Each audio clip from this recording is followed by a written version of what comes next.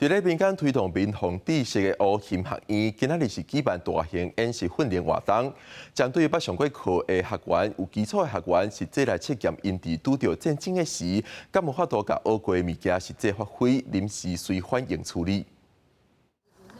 所以你知道我们要去哪哈？这样，就是这里。对对对，好。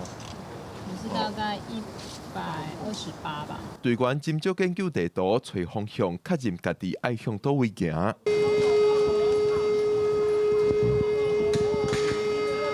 防空警报响响开始弹，所有人员拢放下手边的工课，苦累往耳仔避难。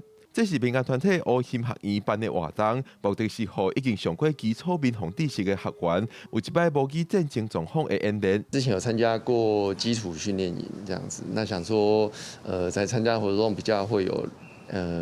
算是把学到的东西，要看能不能应用啊，或者是比较有临场的感受。最近天灾人祸比较多，那希望透过训练过程提升自己的一个危机意识。唔通看因只是咧解任务，那像真简单，落尾阁有更加困难的关卡爱因发挥。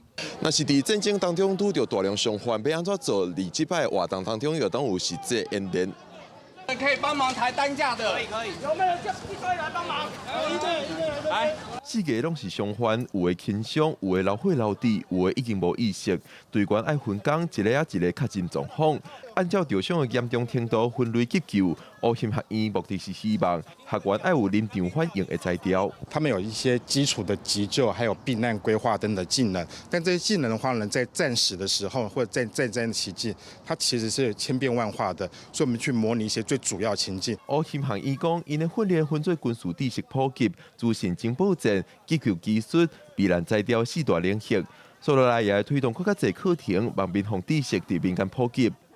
记者郭文正由台北报道。